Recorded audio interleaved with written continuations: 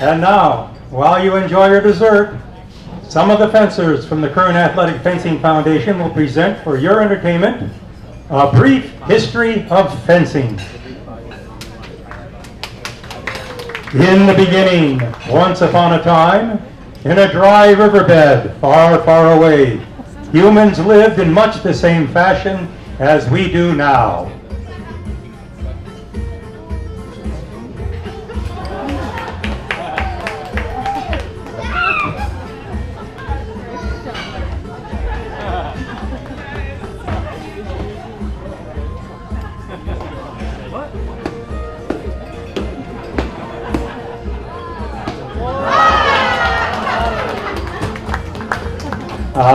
Nothing new under the sun. But human competition has entered our perfect and peaceful world. Hunger is a real thing. So, some of the earliest cultures sharpened their sticks and began sword fighting.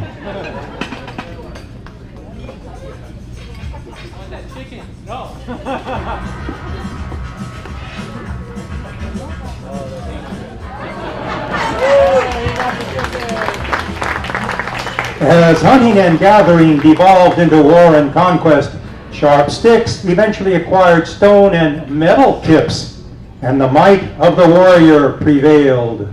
From the earliest days of China and Japan in the East, and Persia, Greece, and Rome, the sword has served as a symbol of power and justice, and the sword was truly the tool of world conquest.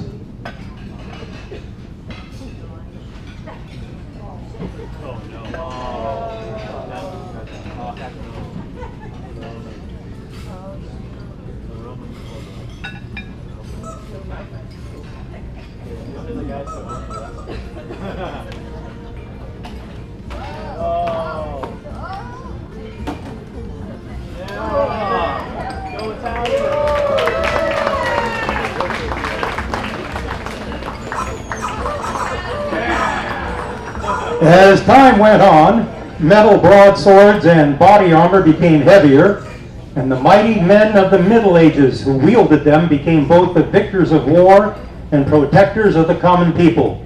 Sword training became an art, and an early goal of sword training was to develop agility in addition to brute strength.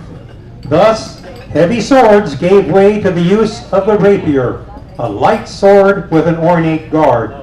The rapier became the fashionable court sword and a truly great social equalizer. We see here that a smaller, highly skilled swordsman or swordswoman could effectively beat an opponent much larger and stronger by using superior technique. And that superior technique meant that liberation was at hand. Whoa.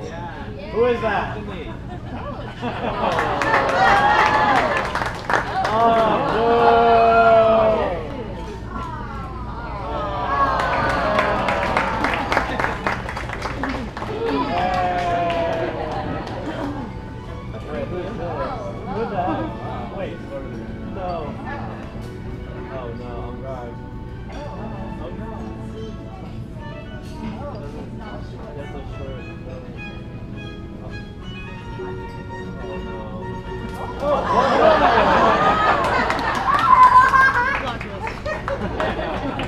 In the late 1600s, swordplay became more refined, and with the French and Italian Renaissance, fencing became the sport of kings and nobility. The court sword, which originated as an instrument of self-defense, became symbolic of a code of honor in an age of chivalry, whereby social disputes were settled by formal and fierce duels.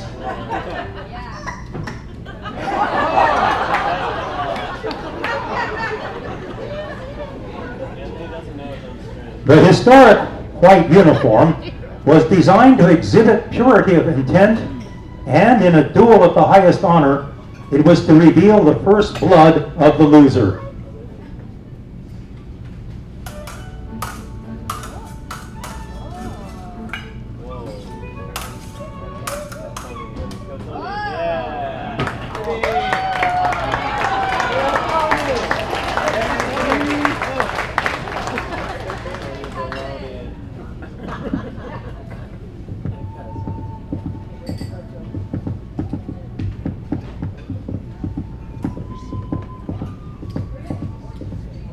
Meanwhile, in other real-life conflicts, those raspy scoundrels, the pirates, they always wore red to hide their show of first blood.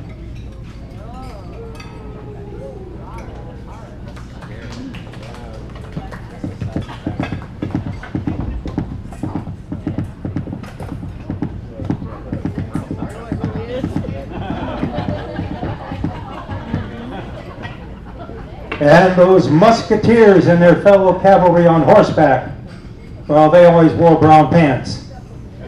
I wonder why.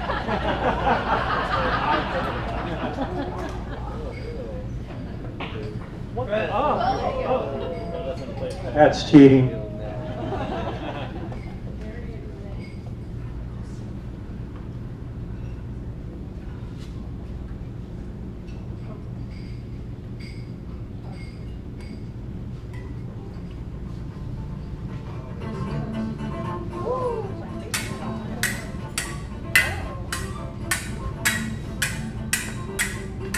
As modern fencing evolved, you can see the origins of saber come from the curved cutlass and the cavalry sword.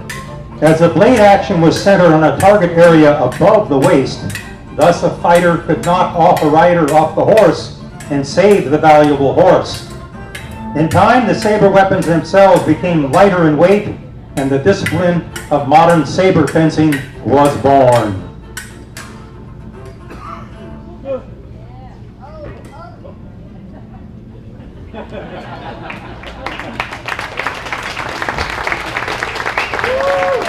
Yeah, that was a close call, huh?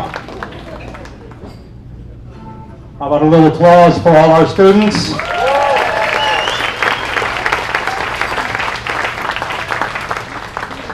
And now, please welcome our fencing master and his student epéist.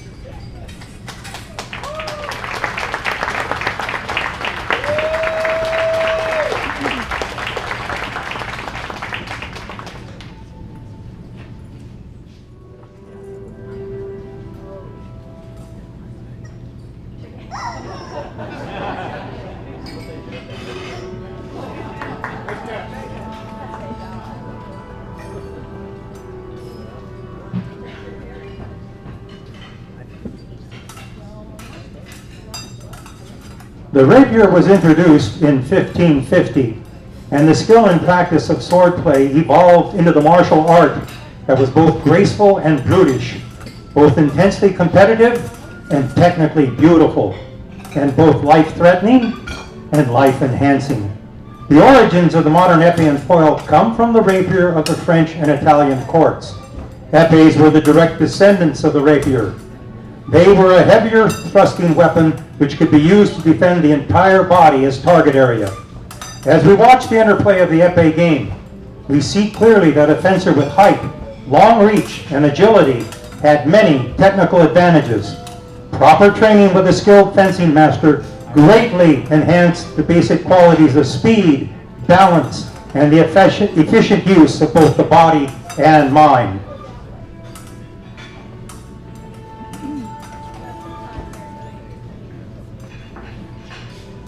Give him a hand, please.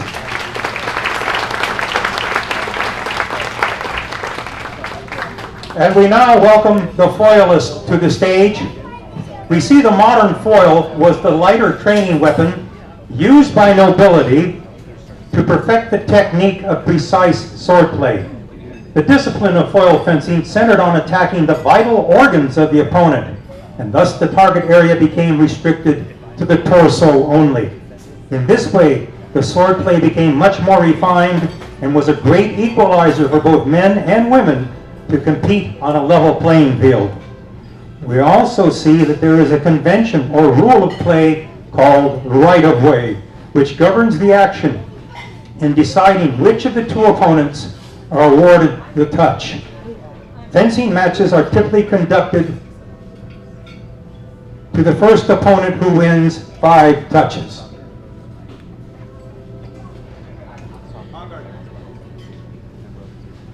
Ready? Fence.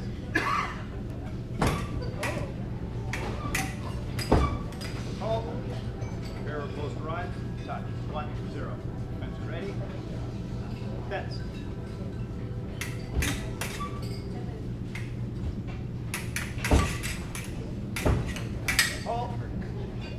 attack. Whoever opposed, no. Contrary opposed, divides. Touch. 2-0. Fence is ready. Fence. This is the attack with your eyes. Touch. 1, 2. En Garde. Fence is ready. Fence. All. Pair opposed with your eyes. Touch. 2-2. En Garde. Fence is ready. Fence. Oh, this is the attack with your eyes. Touch. That's foul. Many rules were adopted by the International Fencing Federation, and fencing was included from the start of the modern Olympics in 1896 to present. It became the aspiration of every passionate fencer to achieve the lofty pinnacle of sports achievement and fence on the world stage.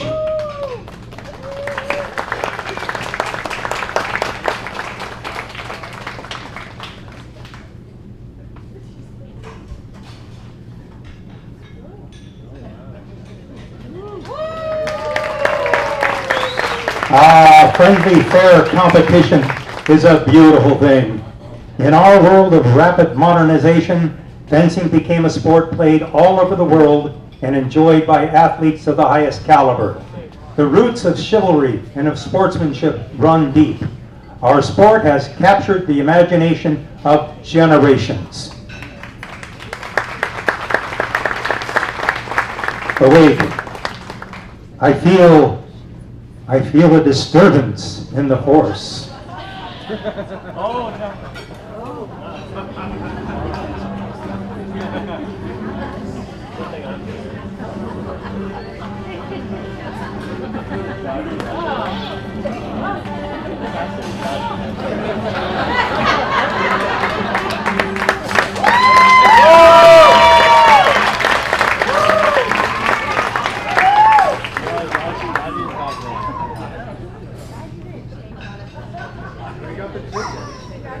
It's all for that shooting.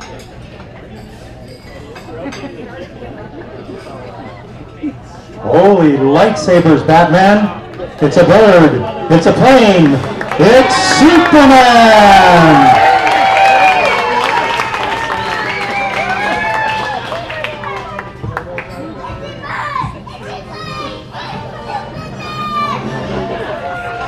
Wait, Superman?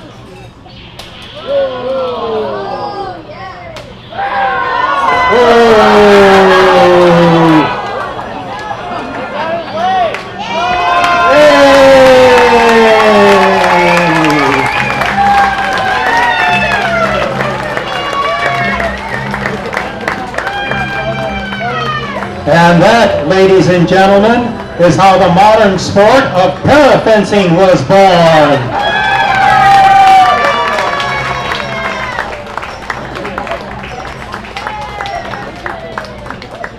Let's welcome back to the stage our performers from the Kern Athletic Fencing Foundation for a final round of applause.